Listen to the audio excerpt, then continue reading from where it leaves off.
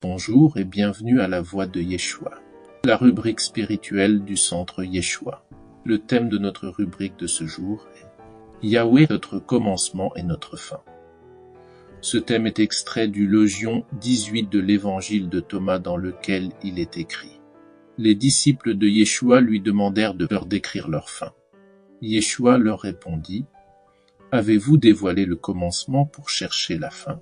Là où est le commencement, là sera la fin. Bienheureux celui qui se tiendra dans le commencement, et il connaîtra la fin. Il ne goûtera pas à la mort. » Dans ce Logion 18 de l'Évangile de Thomas, Yeshua propose une réponse spirituelle et profondément symbolique à ses disciples, relativement à leur mort physique ou à leur destinée spirituelle. Dans sa réponse, Yeshua ne fait pas une description littérale de leur mort physique, mais établit plutôt une relation directe entre leur origine, le commencement et la destinée, la fin. Afin de mieux comprendre ce logion, nous allons analyser ces différents énoncés.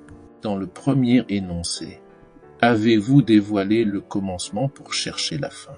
Yeshua fait une inversion du questionnement traditionnel dans le but de révéler à ses disciples la méthode ou la voie spirituelle qui leur permet de comprendre ce qui va arriver à la fin. Pour Yeshua, la méthode consiste à ne pas se projeter vers le futur, mais plutôt à revenir à l'origine, au commencement. Pour Yeshua, le commencement fait référence à un état primordial, pur, la véritable nature de l'être humain, l'état originel de l'humanité avant la chute ou la séparation d'avec Yahweh. C'est l'état de l'unité spirituelle avec Yahweh. L'état où tous les contraires faisaient un. Alors que la fin représente la réalisation spirituelle ou l'accomplissement, le retour à l'état originel, la mort au sens physique, mais aussi le retour à l'unité spirituelle avec Yahweh. Dans l'énoncé, là où est le commencement, là sera la fin. Yeshua enseigne clairement que notre fin n'est pas un événement futur inconnu, mais le retour à Yahweh, notre origine, qui a toujours été au fond de nous, dans notre être intérieur, notre esprit. Ainsi, puisque Yahweh est notre origine et notre commencement, il est aussi notre aboutissement et notre fin. En d'autres termes, chaque homme est issu de Yahweh avec lequel il formait, à l'origine, une unité spirituelle. Avec la séparation, la chute, l'homme est devenu un être à part entité. C'est le principe de la dualité qui implique que l'homme devient responsable de lui-même. Il est maître de son destin et responsable de ses choix. Dans sa nouvelle nature périssable, il doit connaître la mort. Toutefois, s'il voudrait vivre éternellement, il doit retourner à l'état d'unité spirituelle avec Yahweh. C'est cette idée que Yeshua va développer dans l'énoncé suivant. Bienheureux celui qui se tiendra dans le commencement et il connaîtra la fin.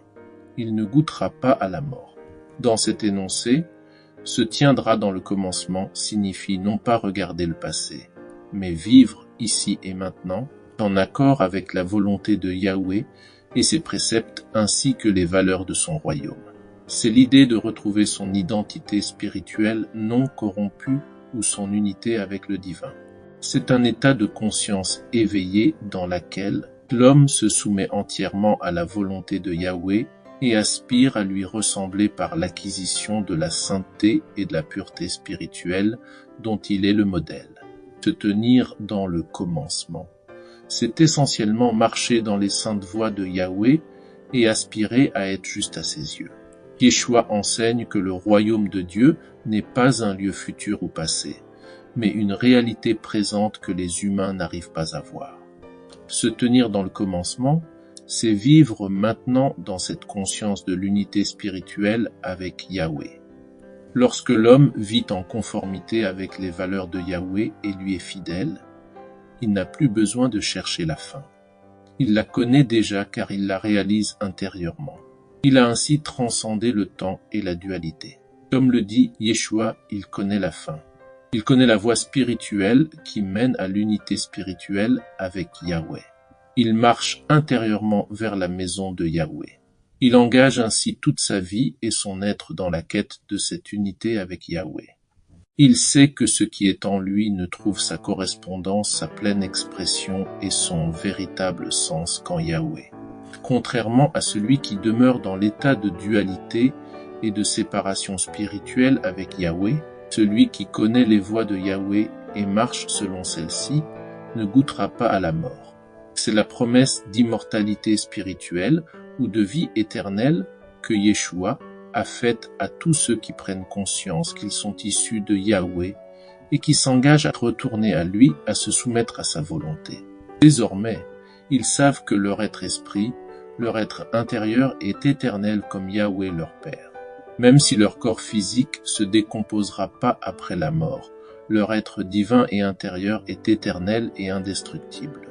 Puisqu'ils savent ce qu'ils étaient avant que le temps ne commence, alors la mort dans le temps n'a plus de prise sur vous.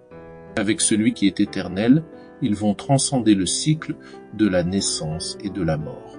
En résumé, Yeshua détourne l'attention de l'avenir et du destin physique pour la ramener au moment présent et à l'identité spirituelle. La clé pour l'immortalité n'est pas la survie, mais la reconnaissance de son origine divine et éternelle en Yahweh. Yeshua invite et exhorte ses disciples à retrouver l'innocence et la clarté du tout premier état, avant que le monde extérieur et ses illusions n'aient obscurci la vérité intérieure. Le retour à l'état où l'être humain est un avec Yahweh. Dans ce Logion 18, Yeshua ne propose pas une prophétie, mais une voie spirituelle. Il dit en substance, « Vous cherchez votre destin, votre fin à l'extérieur et dans l'avenir. Vous devriez plutôt chercher votre véritable nature, le commencement à l'intérieur de vous et dans le présent. Si vous vous rappelez, et vous tenez dans l'unité éternelle avec Yahweh d'où vous venez. Alors vous réaliserez que cette unité est votre destinée, et que vous êtes au-delà de la mort et du temps comme Yahweh, celui dont vous êtes issus. Merci d'avoir écouté cette rubrique. Merci de la partager avec vos proches et de vous abonner à notre chaîne.